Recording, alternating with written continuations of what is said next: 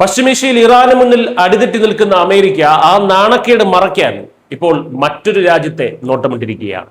സ്വന്തം താല്പര്യങ്ങൾക്ക് വഴങ്ങാത്ത സർക്കാരുകളെ വീഴ്ത്താനും ഭരണമാറ്റം കൊണ്ടുവരാനും വേണ്ടി മാത്രം അമേരിക്കൻ രഹസ്യാന്വേഷണ ഏജൻസിയായ CIA പച്ചയ്ക്ക് ഒരു രഹസ്യ ടാസ്ക് ഫോഴ്സ് രൂപീകരിച്ചിരിക്കുന്നു. ഡൊണാൾഡ് ട്രംപിന്റെ നേരിട്ടുള്ള നിർദ്ദേശപ്രകാരം അവർ നോട്ടമിട്ടിരിക്കുന്നത് അമേരിക്കയുടെ മൂക്കിൻ തുമ്പത്ത് കിടക്കുന്ന കമ്മ്യൂണിസ്റ്റ് രാഷ്ട്രമായ ക്യൂബയെയാണ്. ലോക പോലീസ് ചമയുന്ന അമേരിക്കയുടെ ഭയപ്പെടുത്തുന്ന ഡീപ് സ്റ്റേറ്റ് അട്ടിമറി മോഡലാണ് ഇതിലൂടെ പുറത്തുവരുന്നത്.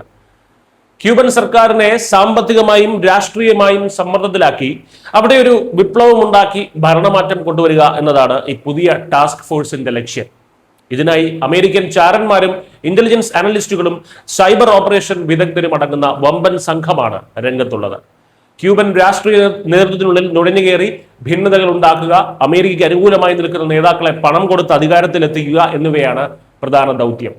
ചൈന, റഷ്യ, ഇറാൻ എന്നീ രാജ്യങ്ങൾക്കൊപ്പം ക്യൂബയെയും അമേരിക്ക ഇപ്പോൾ പ്രയോറിറ്റി 1 ലിസ്റ്റിൽ ഉൾപ്പെടുത്തിയിരിക്കുകയാണ്. ഭരണ നേതാക്കളുടെ ബിസിനസ് രഹസ്യങ്ങളും പണമിടപാടുകളും ചോർത്തി ജനവികാരം ഇളക്കിവിടാനും CIA പദ്ധതിയിടുന്നുണ്ട്. 1960-ൽ ബേ ഓഫ് പിഗ്സ് എന്ന പേരിൽ ക്യൂബയിൽ അധിനിവേശം നടത്താൻ അമേരിക്കൻ ചാരസംഘടന ശ്രമിച്ചിരുന്നു. അന്ന് ക്യൂബൻ ജനതയ്ക്ക് മുന്നിൽ അമേരിക്കയ്ക്ക് വലിയ നാണക്കേടാണ് നേരിടേണ്ടി വന്നത്. പതിറ്റാണ്ടുകൾക്കിപ്പുറം ആ പഴയ നാണക്കേട് തീർക്കാനാണ് മാരകമായ ആയുധങ്ങൾക്ക് പകരം CIA തങ്ങളുടെ ഡീപ് സ്റ്റേറ്റ് തന്ത്രങ്ങളുമായി വീണ്ടും ക്യൂബയിലേക്ക് ഇറങ്ങുന്നത്. ലോകരാജ്യങ്ങൾക്കും ഇന്ത്യയെ പോലുള്ള സ്വതന്ത്ര പരമാധികാര രാഷ്ട്രങ്ങൾക്കും ഇതൊരു വലിയ മുന്നറിയിപ്പ് തന്നെയാണ്.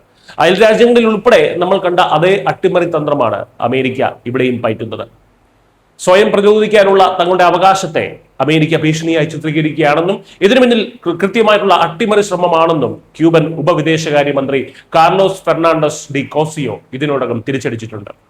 വലിയ വായിൽ ജനാധിപത്യം പ്രസംഗിക്കുകയും മറുവശത്ത് തങ്ങൾക്ക് ഇഷ്ടമില്ലാത്ത രാജ്യങ്ങളിൽ പ്രത്യേകിച്ച് യാതൊരു ഭീഷണിയും ഇല്ലാത്ത ക്യൂബ പോലത്തെ അമേരിക്കയ്ക്ക് ഒരു ഇരേ അല്ലാത്ത രാജ്യങ്ങളിൽ പോലും ആഭ്യന്തര കലാപം സൃഷ്ടിച്ച് സർക്കാരുകളെ അട്ടിമറിക്കുകയും ചെയ്യുന്ന അമേരിക്കൻ കാപട്യമാണ് ഇവിടെ വീണ്ടും തുറന്നു കാട്ടപ്പെടുന്നത്.